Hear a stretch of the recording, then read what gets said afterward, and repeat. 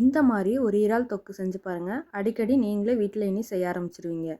அதுக்கு ஃபஸ்ட்டு ஒரு பேனில் 2 ஸ்பூன் எண்ணெய், சோம்பு, ஸ்டார் அனீஸ், 4 லவங்கம் சேர்த்துக்கிறேன். இது கூடவே சின்ன வெங்காயம், பூண்டு, கருவேப்பிலை இது எல்லாத்தையும் சேர்த்து நல்லா வதக்கிக்கலாம். இஞ்சி பூண்டு பேஸ்ட் கொஞ்சம் கொரன்னு அரைச்சி அதையும் சேர்த்துக்கோங்க. இது எல்லாம் பச்சை வாசனை போகணும். அதுக்கப்புறம் கொஞ்சம் கொத்தமல்லி, கொஞ்சம் உப்பு சேர்த்துட்டு நல்லா வதக்கிக்கோங்க. இப்போது நான் இது கூட மிளகாத்தூள், மல்லித்தூள், கரம் மசாலா, மஞ்சள் தூள் இது எல்லாத்தையும் சேர்த்துட்டு ஒரே ஒரு தக்காளி பேஸ்ட்டாக அரைச்சி அதையும் சேர்த்துக்க போகிறேன். இப்போ இது எல்லாத்தையும் லைட்டாக தண்ணி ஊற்றி இந்த எண்ணெய் பிரிஞ்சு வர அளவுக்கு நம்ம வதக்கி எடுத்துக்க போகிறோம். இப்போ தண்ணி எல்லாம் வற்றி எண்ணெய் பிரிஞ்சு வர ஆரம்பிச்சிருச்சு. இந்த ஸ்டேஜில் நான் க்ளீன் பண்ணி வச்சுருக்க இறால் இது கூட சேர்த்துக்க போகிறேன்.